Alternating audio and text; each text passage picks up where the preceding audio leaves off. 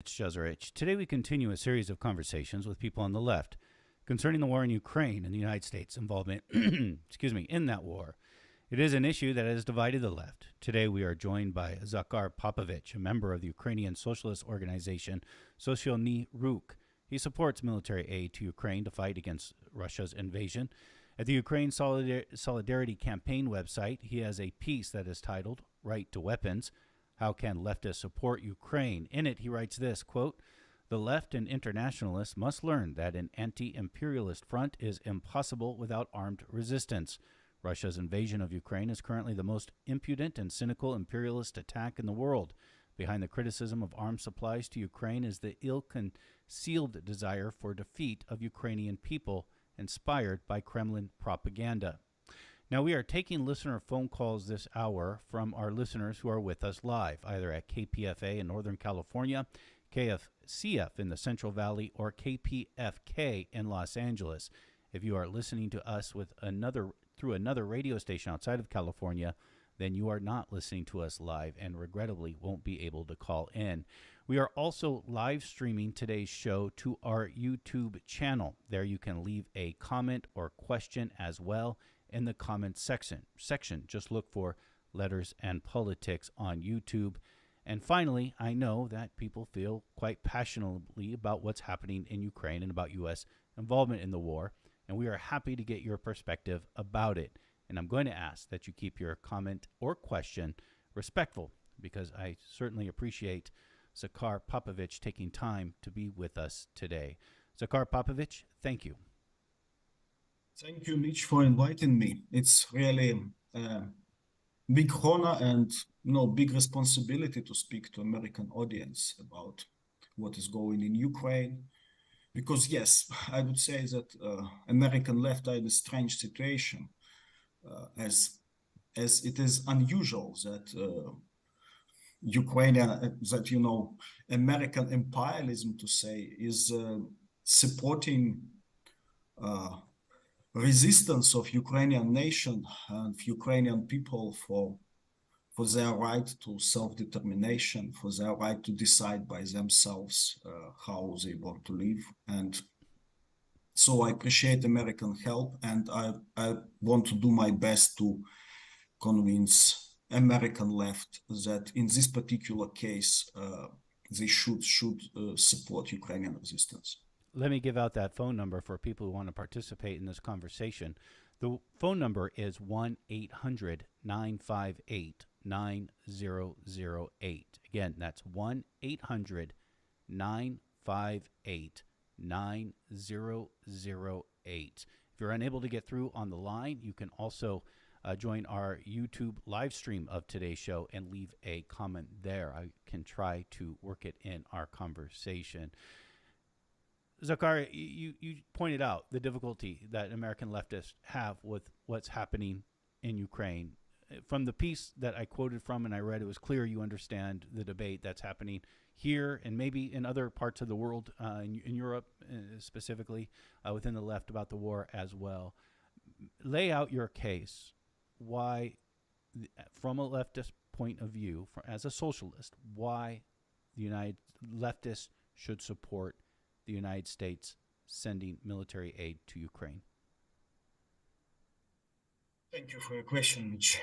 Yes, I would say that we as leftists should support democracy. Yeah, we should support people's right to decide for themselves. And for many years, as a leftist in Ukraine, I was advocating to right of workers to self-organize, to build their unions, to protect their rights. And now, if we will just call Ukrainians to surrender, it will mean that we don't care about any kind of rights for self-organization. It means that we will put these Ukrainian workers, Ukrainian trade unionists under their severe dictatorships. We we saw what was going on in so-called Lugansk, Donetsk People's Republics. It is an authoritarian dictatorship with leaders appointed from Moscow, and all the independent trade unions were smashed.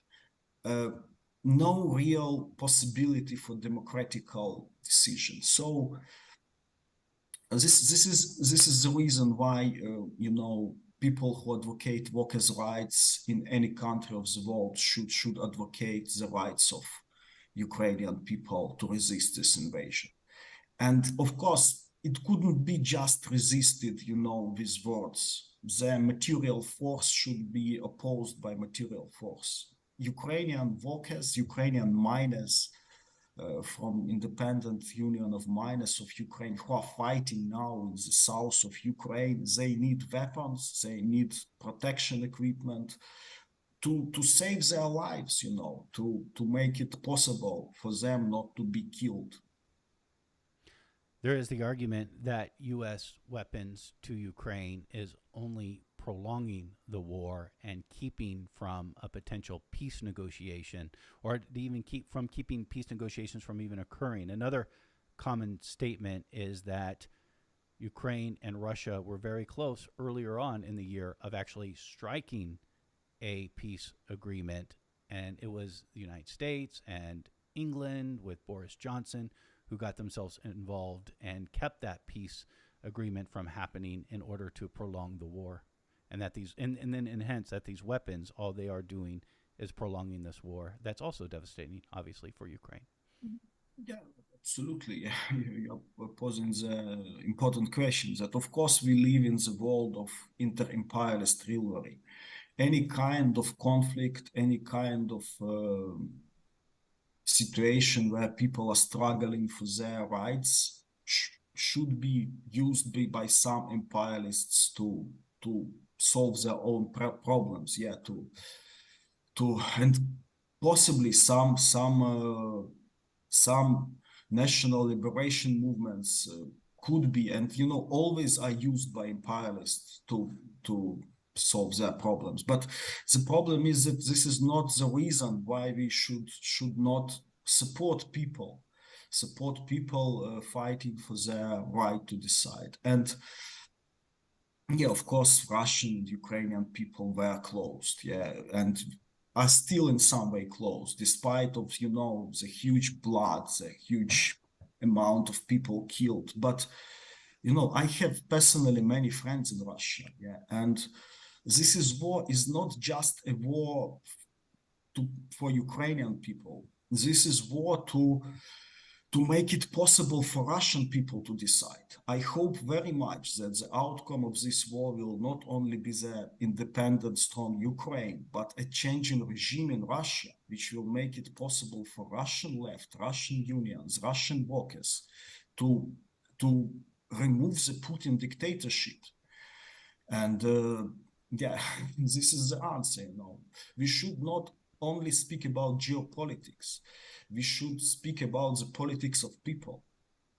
I could imagine people listening to this and hearing about trying to change the regime in Russia would then think this is part of the United States' own imperial ambition, hence their reason of being involved in Ukraine.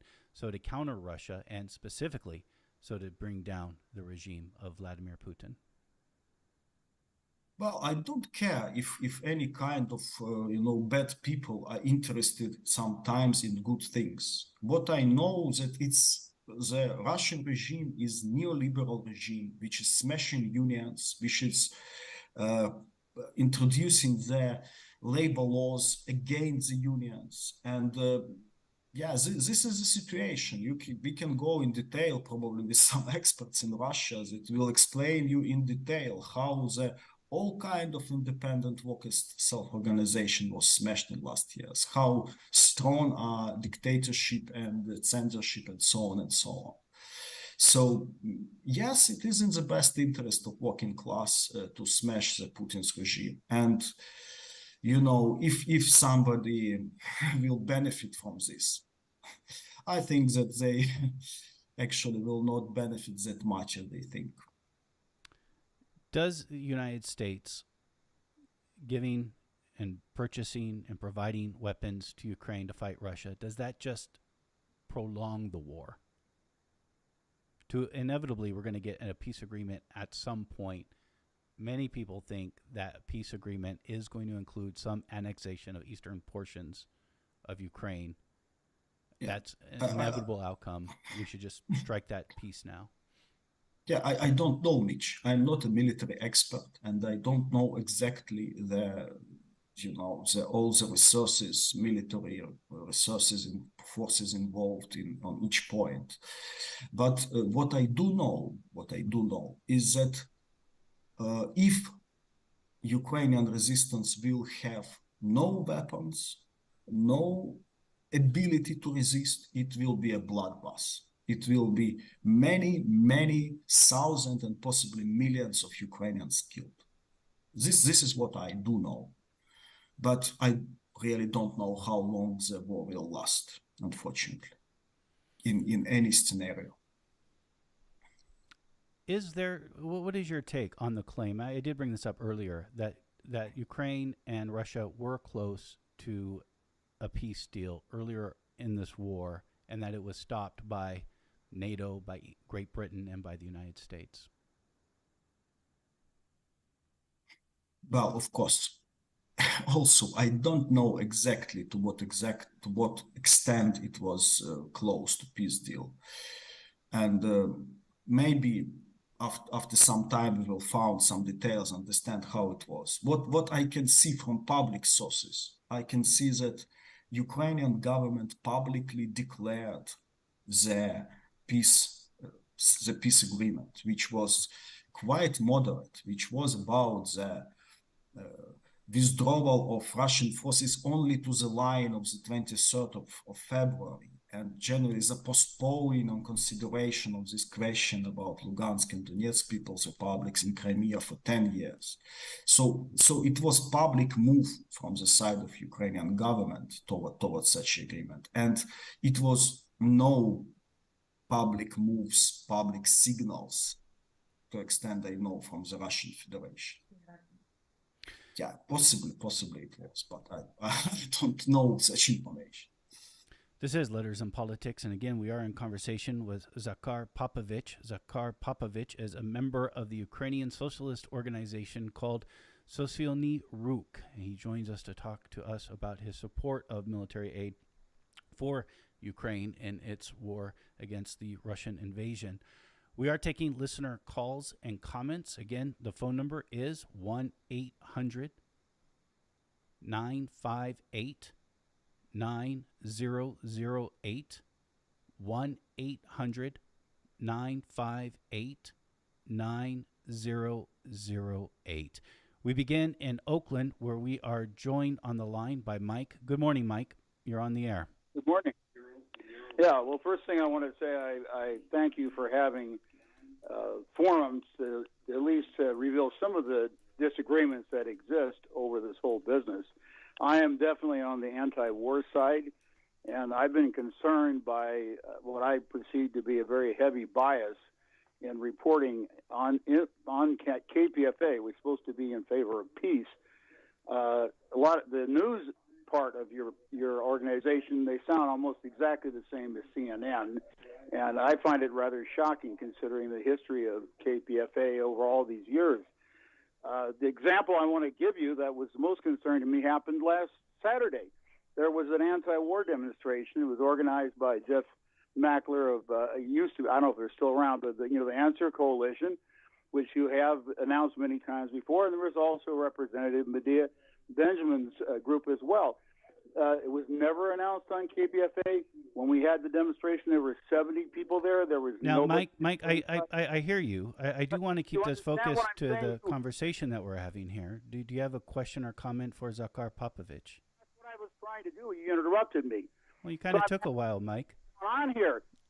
I'm glad you're doing this, but why the cancellation of our side? You wonder why we're pissed off about it? Well, that's it. The second thing I want to ask is, what about the national news coverage on this? Yesterday you commented that, you didn't know who blew up those pipelines. Well, most Europeans know who did it. Germany, Denmark, and Sweden, all three of them did independent investigations. They all said it was sabotage, and they said because of national security, they couldn't say who they thought did it.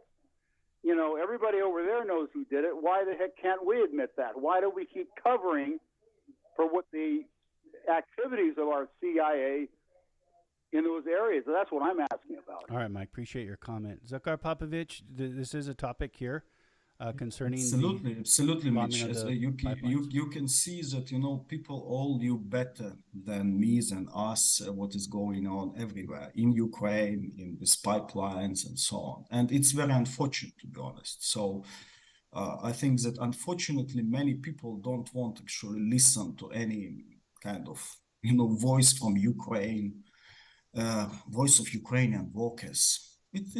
For some left, you know, in Germany, and I knew better situation in Germany and maybe in the United States also, you know, it looks like Ukraine just don't exist, you know. There are some big forces, there are American imperialism, Russians, there are some, but what about people in Ukraine, you know? That's 50 millions of people, maybe less now, yeah, that you know, have their own interest, have their own rights, you know. Is it, you know, possible to think about, you know, small piece of solidarity with these people, yeah? And, you know, it looks very sad when I hear such things. Tell me what you mean by solidarity and when you talk about workers. Well, just you know, try to listen to them, yeah. Try to understand what they want, yeah, and how you can help them, yeah. And they want to, at the moment, as far as I know, they want to resist Russian invasion. They want to protect themselves, and yeah. For some reason, many people think that, you know, it would be better for them to surrender, but they don't want to, you know. And yeah, it would be good for people to take it into account that it is a reality of millions of Ukrainian workers that, you know, want to decide by themselves and don't want, you know, any kind of experts to explain them what they should do, you know. Yeah. Let's go to our next caller, Stan in Oakland. Good morning, Stan. You're on the air. Yeah, hi. Well, first I got to say, but it's not going to be my main just what I'm going to say. I do strongly oppose the $66 billion and growing military aid to the Ukraine, which also indirectly goes to the right-wing nationalist government in Poland, too. But anyway, my question to your guest is this. The Zelensky administration has, in Ukraine, has outlawed 7 groups to its left. Is your group one of them? And if not, is your group exempt from that? And secondly, what's your position on things like, for example, the torture and murder of Russian POWs?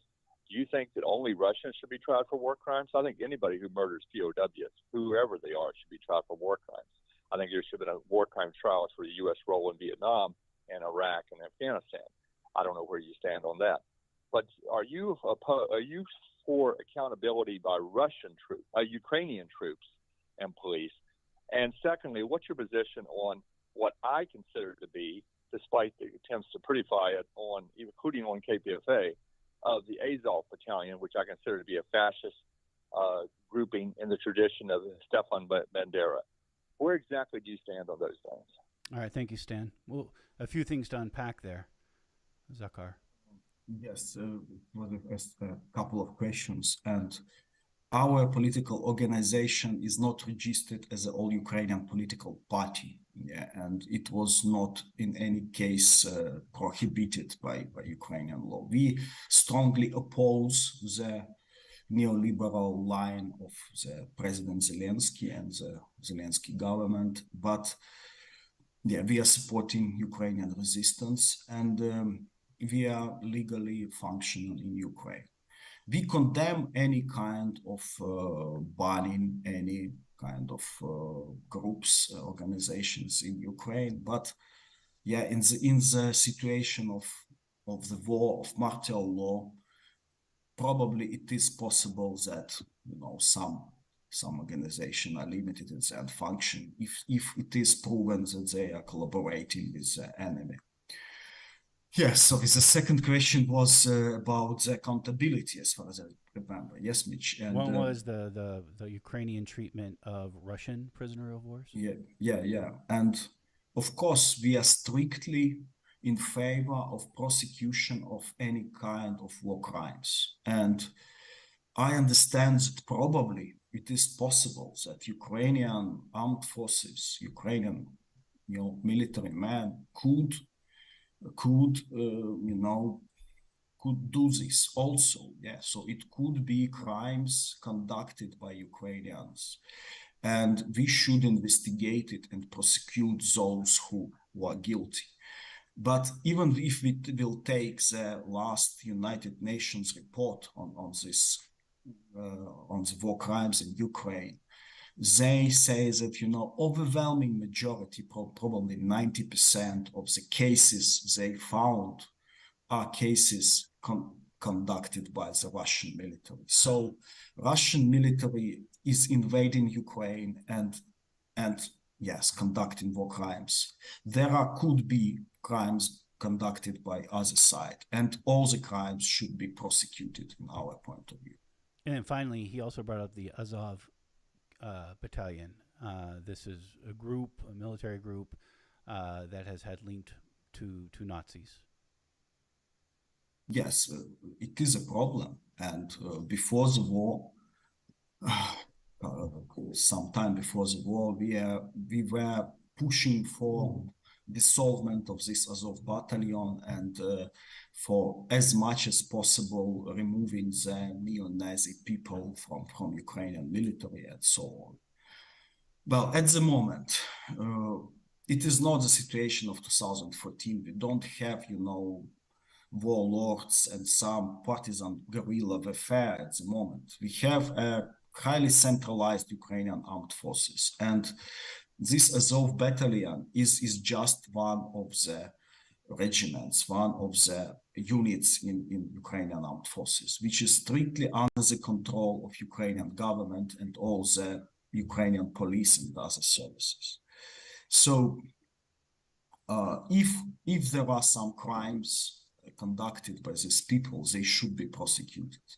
But it's a little bit speculative, to say that there are some uncontrolled neo-Nazis which are just doing what they want to do. Yeah, neo-Nazis could be the problem later in Ukraine, but at the moment, I can see that Zelensky government, which was clearly elected as an alternative to the more strict, ethnical nationalist course of previous president. And Zelensky is of Jewish ethnical origin, yeah, and these people are not Nazis and are strictly against Nazis, and these people are in power, and all the neo-Nazi groups are not really having any significant support in society, as elections showed. Yeah, this is my answer in short. Maybe I forgot something. I think those three are good. We got more people on the line, so let's go down to Southern California, Orange County, where we are joined by John. Good morning, John. You're on the air. John, let's put John on hold. I think he's listening to us on the radio. If you do call in, and if you are listening to us, listen to us on the phone, because there is a 15-second delay from what you would hear on the radio. John, we're going to come back to you in a moment, so be ready. But let's next move to Larry in Fresno. Hello, Larry. You're on the air. You know what? I've heard that Putin, he wants the old Russia, and that's what he wants. If this true, the Quran says when a civilization or country falls, it doesn't rise back up. So you think Putin can get what he wants? So let me just paraphrase. Let me just repeat what you're saying there, Larry, because it's a little bit hard to hear you. Okay. You're saying some people say that Putin wants the old Russia. You mean back to the empire? Yes. And is that possible? Do he think that's possible to get back that what Russia was at one time? Okay. That's my question. All right, thank you, Larry. So Zakhar, Larry's asking about do you think this is an attempt of I hope not, you know. I hope we are living in the 23rd century and it will be no, you know, monarchs, tsars, kings who will rule us. Yeah. We hope we are living in the world that, you know, deserves democracy and social democracy. well, what do you think Putin's motivation then is with this invasion? Yeah, motivation is probably in rebuilding the empire. And of course, I would say that it is probably in logic of inter-imperialist rivalry. Yeah? Russian imperialism is weaker than American or European one, and it's struggling, you know, to secure its sphere of interest. Otherwise, it will probably fail in the inter-imperialist rivalry. But, you know, Ukraine was unfortunately in the place where the Russian imperialism decided to increase their sphere of influence. Yeah, and this is very sad, you know, pity. And yeah, probably this Russian imperialist war is, yeah, will be lost, yeah, but in what cost for Ukraine? As you know, there is the argument that Russia was provoked into invading Ukraine because of NATO expansion and the possibility of Ukraine joining NATO and the fact that NATO exists to counter Russia. The argument is that no country, no powerful country, anyways, would allow its neighbor to join an organization to oppose it. Well, you know, some people were also talking about the provocations when women dressed with a, you know, too mini skirt is provoking the abuser. And yeah, maybe Ukraine, we are provoking all imperialists because we are, you know, just the piece of land which is provoking predators just because it exists, you know. Yeah, and yeah, I dismiss such logic. I'm sorry, but I'm not in geopolitics. I'm in people's politics. And yeah, this is the problem that actually what kind of provocation you are talking about. Uh, Before the February 23, all the NATO instructors, all the NATO personnel, which was actually not plenty but present in UK, it was removed. You know, it was, if it was a provocation, it was a provocation with, you know, easy thing to get. Not because it was not a provocation because somebody is trying to capture it, but because it's too easy for Putin. Putin considered it too easy to capture. You're saying that NATO personnel left Ukraine just Absolutely, before the yes. invasion when it seemed clear. All the NATO personnel left Ukraine in February. It was not many of them, but it was some instructors. It was American diplomats. All the left in the beginning of February, and only after that Russia invaded. And after actually the negotiations, when Ukraine was actually ready to sign some agreement to postpone, you know, for 10 years of considering any joining the NATO alliance and so on. But it was not enough for Russia. Pacheco Roan on our YouTube stream asks this, quote, how does the Ukrainian blacklist of dissenting journalists and intellectuals not undermine your argument about human rights?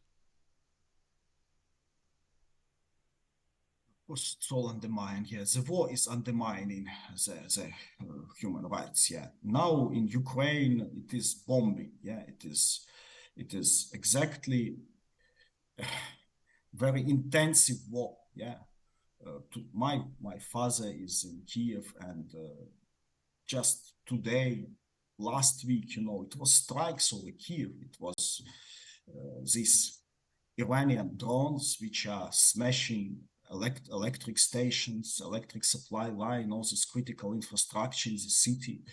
People are dying, on the streets. And yes, it is unfortunately making the regime authoritarian, because regime is trying to, and the problem is that people are accepting it. Yes, people are trying just to support the resistance and to support the military effort. I would say that it is good that, as far as I can see, the Ukrainian situation is much less authoritarian than Russian one. In Ukraine, we still can function, we still can distribute our materials, we still can have some discussions, can have conferences, public conferences. And we had in Lviv, in Kiev, and unfortunately, it is impossible for Russia.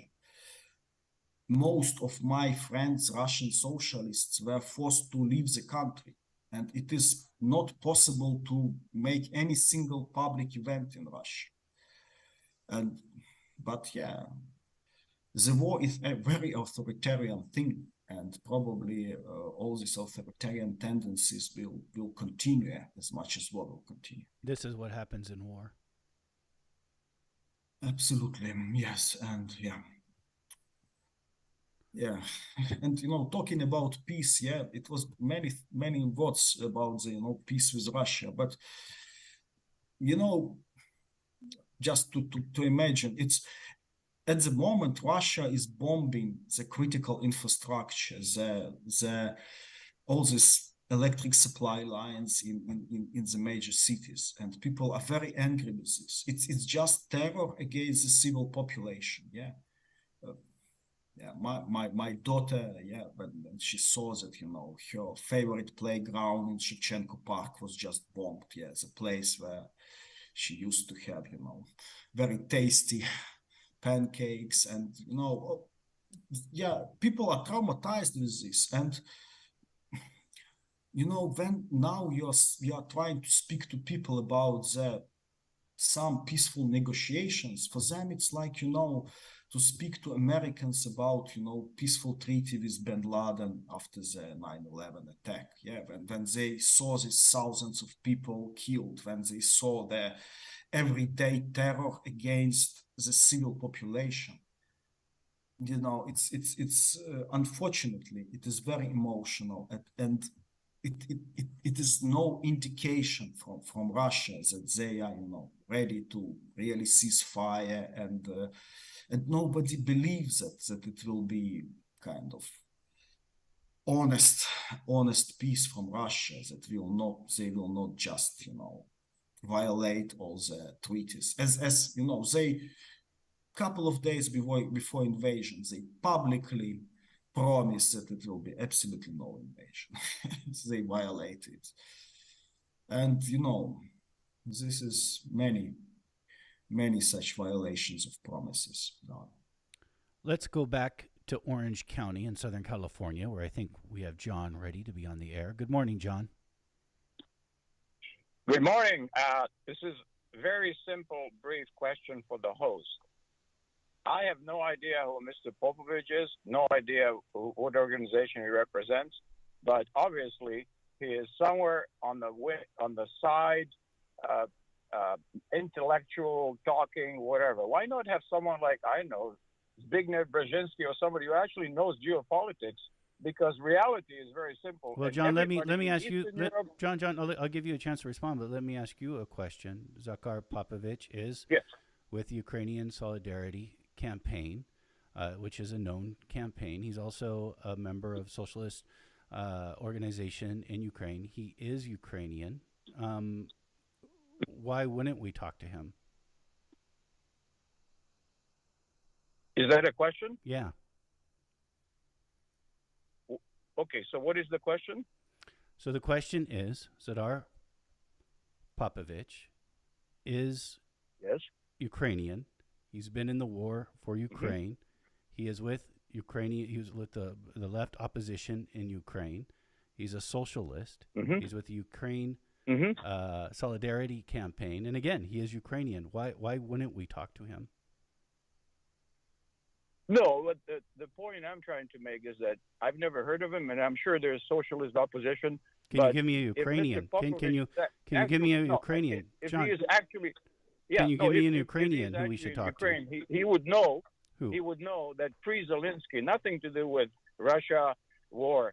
There was a major battle inside of Ukraine, and everybody calls each other whatever they call each other, fascist, banderas, and so on.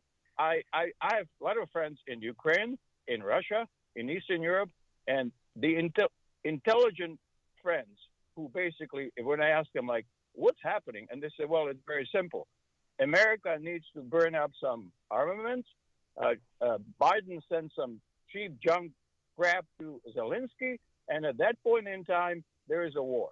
Their solution, of course, is complicated, but it has to be there, like tomorrow. Stop the war. That's it. And it could be done. But NATO and U.S., they don't want to do that. So, unfortunately, Mr. Popovych can be socialist. He can be Bandera. Doesn't matter. It's the Zelensky who is the problem because he decided to continue the war rather than settle and whatever. And you said it actually, I think, I'm sorry, but the host said this. There was a moment in time, I don't know, March, April. All my people who I know in Eastern Bloc tell me there was a moment, give Russians those 2 or 3, whatever, provinces, because they've had them since 2014. Give them corridor to Crimea, which Crimea will never go back to Ukraine. Doesn't matter what KPFA say, Popovych says. It's not going to happen. And any more than America is not going to give up Puerto Rico. It's just not going to happen. So what I'm saying is you got to talk to, and I understand, Popovych and socialists. No, I got it. I mean, you're making a point, or I think you made your point, and thank you for making it. Okay, I appreciate your time too. I think it's great. Well, I'm to the right. Just so you know, I'm to the right of Genghis Khan, but I listen to KPFA. I listen to KPFK because I love different points of view. All right, thank you, John. We want to get other people in, and I also want to give Zakhar Popovych an opportunity to respond to sort of what you laid out there broadly, especially concerning the eastern part of Ukraine and the possibility for peace. Yes, thank you very much. Oh, yeah. Well, I don't like when people don't care about the people in Puerto Rico, for example, and what they want. But I'm not an expert on Puerto Rico. But I would say that I'm very disappointed when people are just, talking in such manner that, just give them some territories, give them corridor. It is not just an empty corridor, it's some millions of people living there. And I'm sorry, we should ask these people what they want. And what is clearly going on under Russian occupation that, Russia is pissed off, is just not interested in any way, in any opinion of these people about what they want, how they want to be. And this is not how, what I accept, And, maybe you think that, all this world capitalist imperialist order will last forever. I don't think so. And I think that we should question it, If big imperialist powers won't decide for other nations, other peoples, we should not, say, well, do it, we are not interested, just give that, we should oppose all the things. We should always be consistently against any imperialist schemas and for self-determination of the people. And at the moment, today again I talked to union leader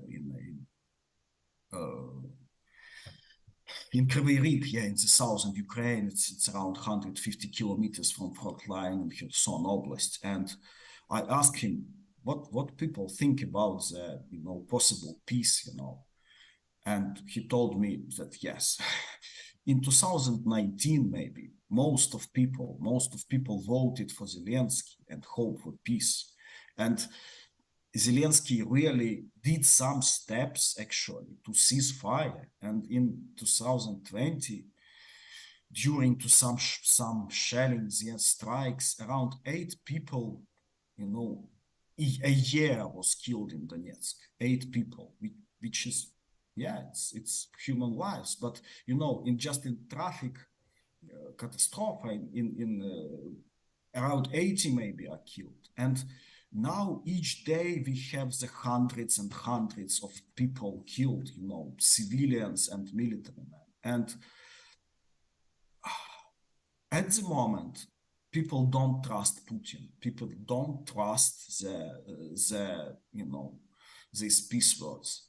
People see the terrorist attacks against them. People see the Putin who is not accepting Ukrainians as any kind of, party negotiations, and people don't accept this. And this is the reason why, immediately it's impossible to talk about the peace. And Zelensky, probably many people don't like Zelensky because he's representing this mood of Ukrainian people. He's very careful in representing it. He's too independent, from United States, from Russia, from anywhere. And this is a problem with Zelensky, and this is a problem with Ukrainian people. It's not just a puppet, and you can't just, people are not goods. You can't just, give some people to other nation, just surrender some people. People don't want to. And Ukraine has some democratical institutions which people want to protect. Let's next go to Fresno, where we are joined by Larry. Good morning, Larry. You are on the air with Zakhar Popovych. No more Larry. Paul is next. Paul in Sunnyvale. We no longer have Larry in Fresno on the line, so let's next go to Sunnyvale, where we are joined by Paul. Hello, Paul. Hello there. Thank you for this discussion. Let me start off by saying I think the United States doesn't really care about freedom or democracy, whether it's Egypt or Haiti or Nicaragua. What they seem to care about is cheap materials, cheap labor, and dominance in these regions. My comment and question is, isn't it too much of a double standard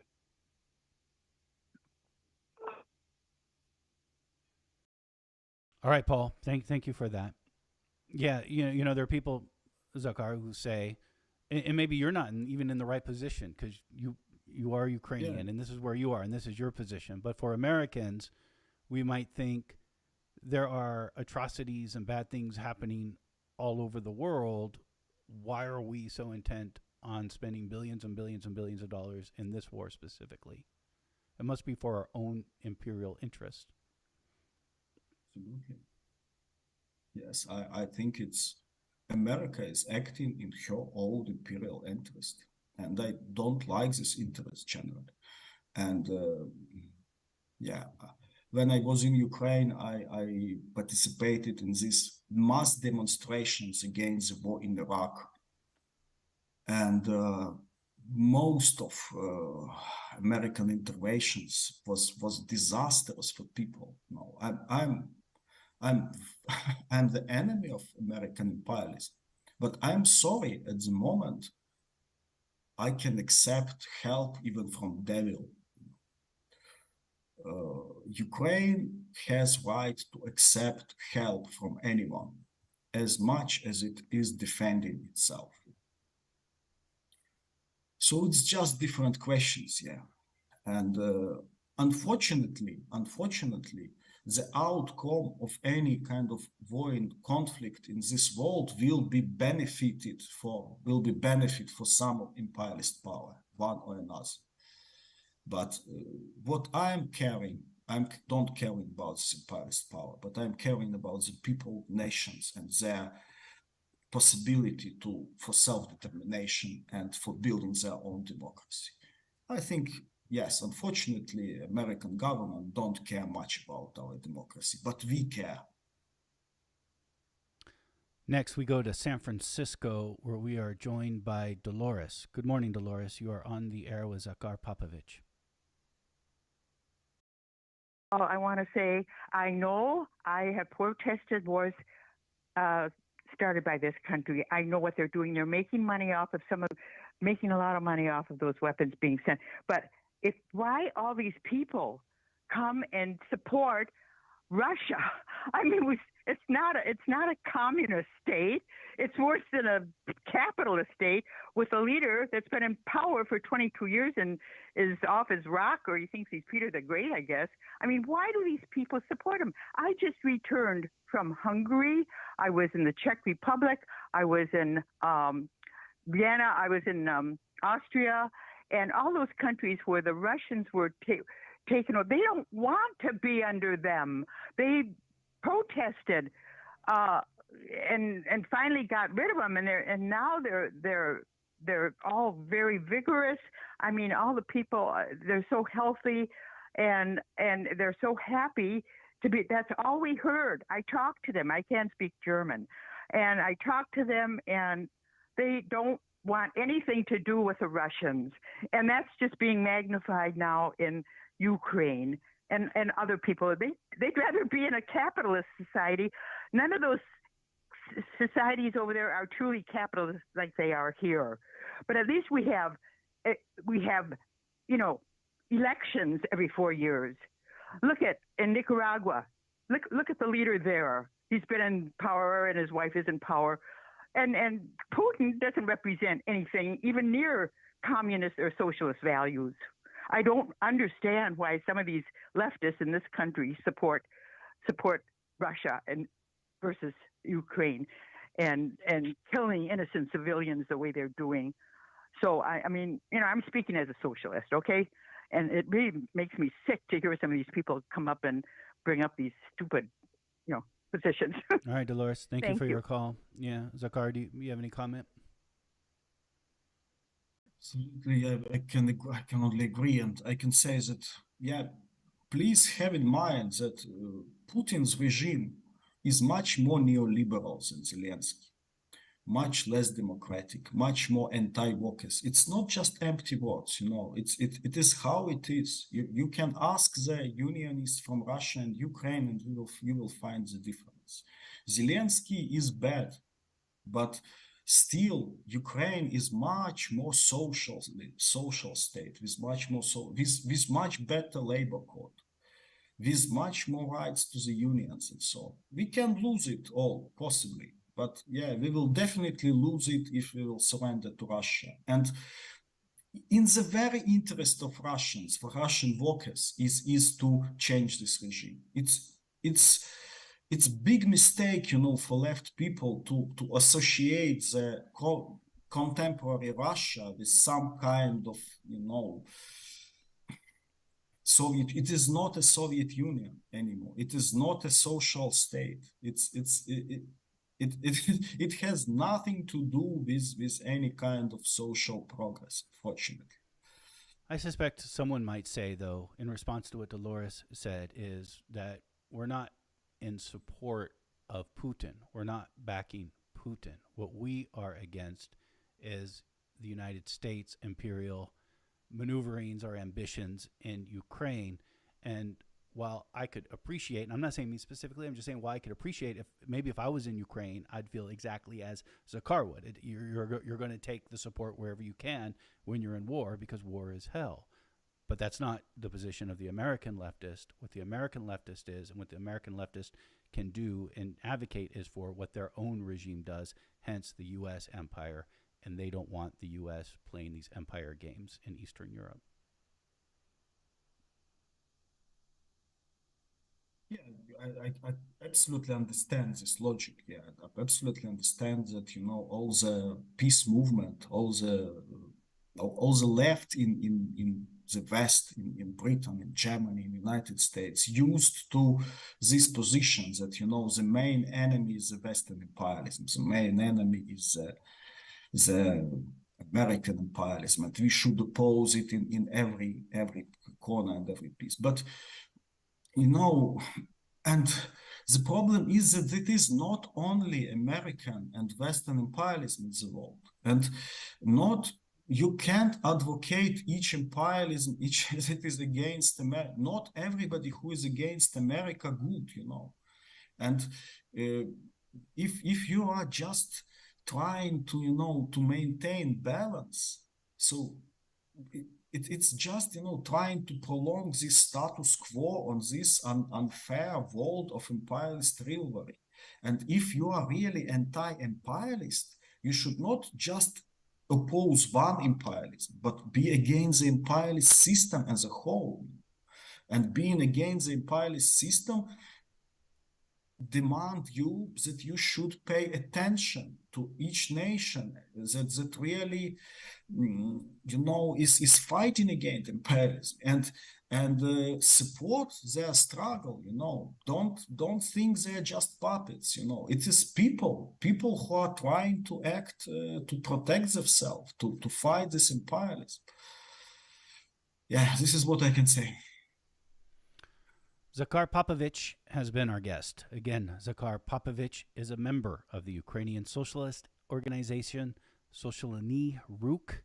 He has joined us to talk about the war in Ukraine and his perspective about U.S. military support for the country in its fight against Russia. Zakhar Popovych, I thank you for taking this time to join us.